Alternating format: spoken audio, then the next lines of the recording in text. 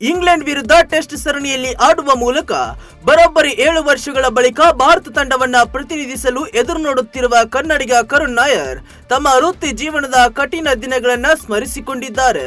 ಅಂತಾರಾಷ್ಟ್ರೀಯ ಕ್ರಿಕೆಟ್ಗೆ ವಿದಾಯ ಹೇಳಿ ಫ್ರಾಂಚೈಸಿ ಲೀಗ್ಗಳನ್ನ ಆಡಿ ಆರ್ಥಿಕವಾಗಿ ಸದೃಢರಾಗಿ ಎಂದು ಒಮ್ಮೆ ಭಾರತೀಯ ಕ್ರಿಕೆಟಿಗರು ನೀಡಿದ್ದ ಸಲಹೆಯನ್ನ ಇದೀಗ ನಾಯರ್ ಬಹಿರಂಗಪಡಿಸಿದ್ದಾರೆ.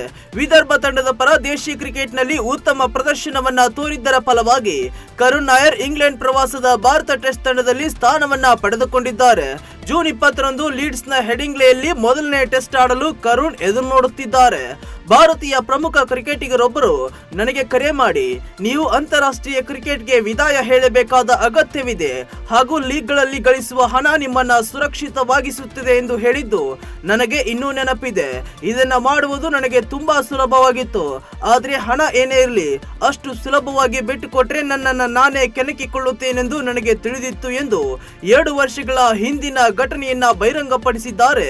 ಭಾರತ ತಂಡದ ಪರ ಮತ್ತೆ ಆಡುವುದನ್ನ ನಾನೆಂದಿಗೂ ಬಿಟ್ಟುಕೊಟ್ಟಿಲ್ಲ ಎಂದು ಕರುಣ್ ನಾಯರ್ ಹೇಳಿದ್ರು.